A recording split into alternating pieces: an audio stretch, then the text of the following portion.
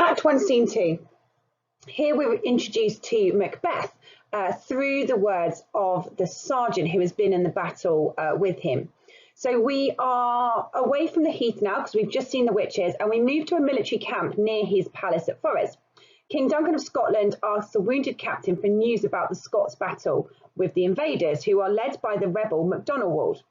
The captain, who was wounded helping Duncan's son Malcolm escape, replies that the Scottish generals Macbeth and Banquo have fought with great courage and violence. The captain describes for Duncan how Macbeth slew the traitorous MacDonald. As the captain's carried off to have his wounds attended, the Thane of Ross, a Scottish nobleman, enters and tells the king that the traitorous Thane of Cawdor has been defeated and the army of Norway has been repelled. Duncan decrees, as in he decides, that the Thane of Cawdor should be put to death for his crimes, and that Macbeth, who has been heroic in leading the army to victory, be given the Thane of Cawdor's title. Ross then leaves to deliver the news to Macbeth. Let's have a closer look at the text now. So as Duncan sees the sergeant, he says that he's obviously been part of the battle and he could get a report from him. Malcolm replies, oh yes, this sergeant was in the battle. He helped me escape when I was looking like I was going to be taken captain. So he'll be able to tell us. And then the sergeant starts to report, and he says this to Malcolm, who is Duncan's son, and to Duncan. Doubtful it stood, as two spent swimmers that do cling together and choke their art. The merciless MacDonald, worthy to be a rebel, for to that the multiplying villainies of nature do swarm upon him. From the western isles of Cairns and Gallaglasses is supplied, and fortune on his damned quarrel smiling showed like a rebel's whore. But all's too weak for brave Macbeth, well he deserves that name. Disdaining fortune with his brandished steel, which smoked with bloody execution, like Valor's minion carved out his passage till he faced the slave, which never shook hands nor bade farewell to him, till he unseamed him from the nave to the chaps and fixed his head upon our battlements. So this is the first report, and this is the first time that we see Macbeth. And the sergeant frames it really beautifully by saying doubtful it stood, as in it looked like the tide was against them. It didn't look like Macbeth was going to be able to win this victory. So it was doubtful. But him and Banquo clung together and they led their armies to victory. And the sergeant says everyone is too weak for Macbeth. He's just so strong that nobody who comes against him could win. And then he goes on to describe his brandished steel, that's his sword. So he had his sword out in front of him, which is smoking with the bloody execution. It's dripping in the blood of all of these people that he's killed on the battlefield, trying to get to the villainous MacDonald who has come against them. And then when Macbeth finally reached him, he didn't give him a chance to justify his reaction, his actions. He didn't give him a chance to talk about why he'd done this, but he stabbed him into his stomach and then unseamed him. So he dragged his sword from his stomach all the way up to his chaps, to his chops, this bit here. And so he's slit him open, and then he's cut his head off and fixed it upon the battlements to warn other people not to be traitorous, to not go against the king, which is, as we know, very ironic, because we are going to see this is exactly what Macbeth goes on to do. But Duncan's response to how amazing Macbeth has been on the battlefield is to call him a valiant cousin, a worthy gentleman. And those adjectives are very, very important, because at the start we see Macbeth in this heroic character. He's, fighting for his king on the battlefield, and he's been an absolute, monster on the battlefield, carving everybody out of his way to make sure justice is done. Winning one battle wasn't enough.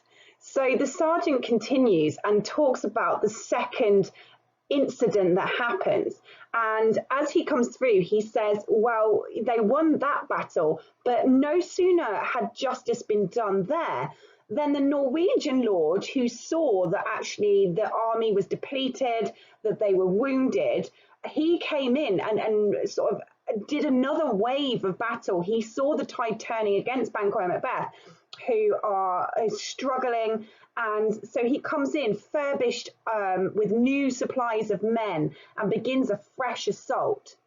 And Duncan's like, but surely they would be dismayed by this. Macbeth and Banquo, they've been fighting for days against MacDonald, and now this Norwegian lord comes in and attacks.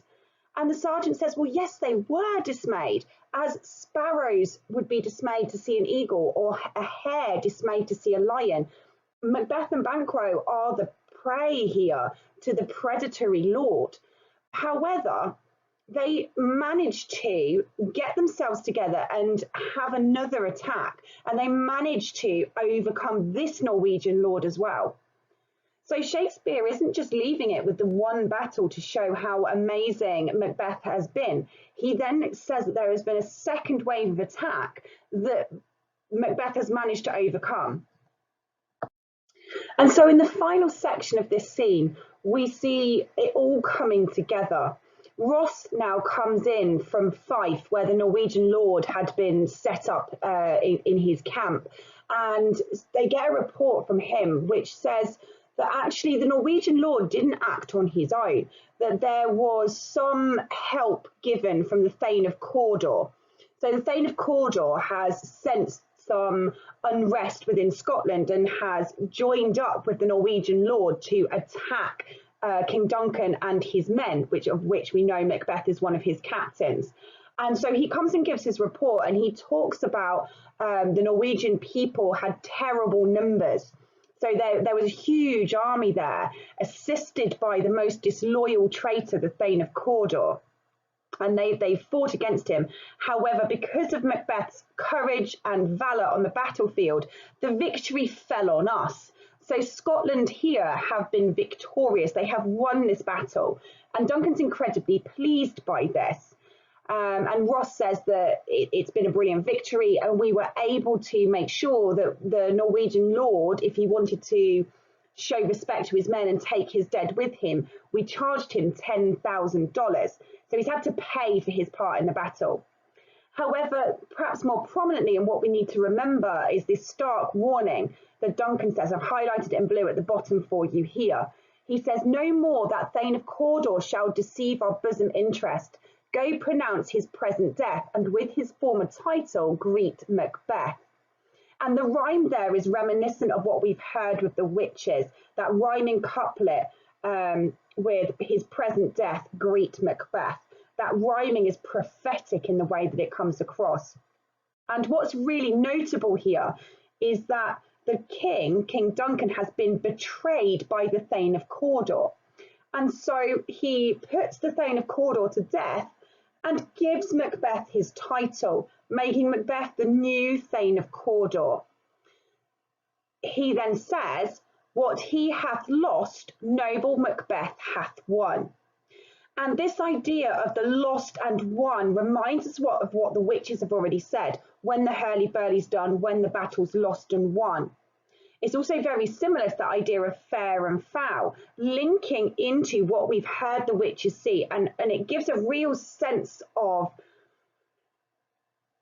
anxiety around these events, because we've already seen the witches in Act 1, Scene 1 talk about this idea that the battle has been lost and won, and that the things aren't going to be what they seem. And there's this inextricable link between losing and winning. For somebody to win, somebody must lose.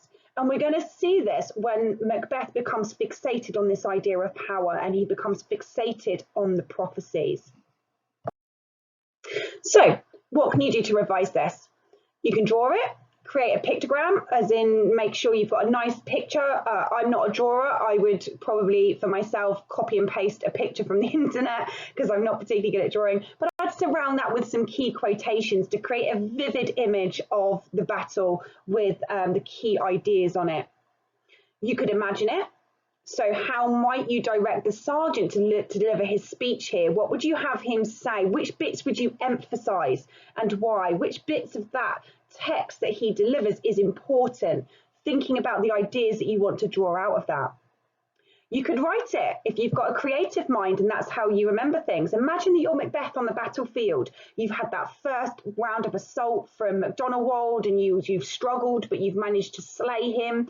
You wanted to create a warning to other people by putting his head on the battlefield, on the battlements, and then you've been faced with the Thane of Cawdor, and the Norwegian lord. So you could really begin to imagine a piece of creative writing here from Macbeth's point of view, with how he's felt about these events.